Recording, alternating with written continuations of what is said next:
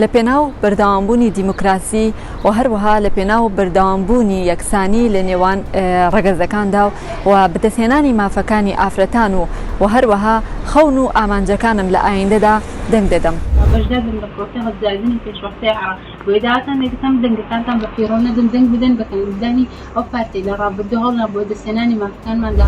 ئەس وەکو یاریزانە هەڵبژاردە عێراقییانە هەولێرە لە دەنگی خودەمە بەربژێرەکی و ئەگەر چوە پەرلەمانی عێراقی سازش المافی ما بکات و برگیری المافی کردان بکات نوکوان پارلمانتارین که مبچاوی خودیتی کرد بون دجاتیا کردات کرد و پیل پیروزین کردات نه. نوکو آفریتی که کرکوکی دنگ دادن با حزبی لدوای 4 سال داگیر کردنی کرکوک با آلای کردستان گرای و کرکوک و شوی گرانه و بو کرد.